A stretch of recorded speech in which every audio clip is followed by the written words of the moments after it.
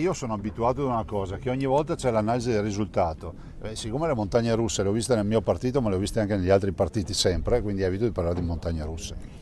Montagne russe del voto non vuole nemmeno salire Luca Zaia, che a margine di un evento all'Albarella guarda l'Abruzzo con fare epicureo. Se il centrodestra vince, la Lega perde. In 5 anni si sono volatilizzati 20 punti percentuali da 27,5 a 7,5. Alle politiche nel 2022 era sopra l'8, tant'è la giornata di Zaia è iniziata con gli auguri al riconfermato Marsiglio.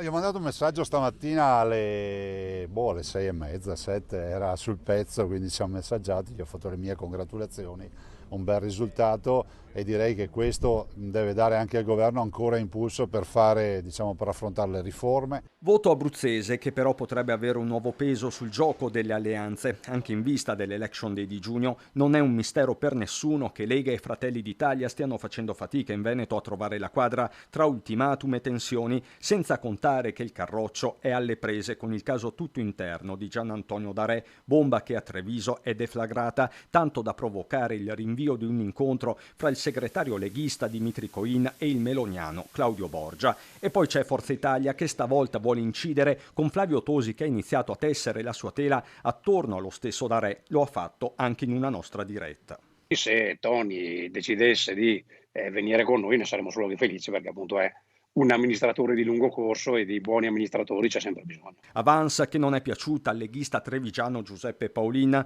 che sui social ha lanciato l'hashtag Corriamo soli che male accompagnati. Caustico Gianangelo Boff. Ogni partito fa le sue valutazioni, Tosi farà le sue valutazioni su chi far entrare o far uscire.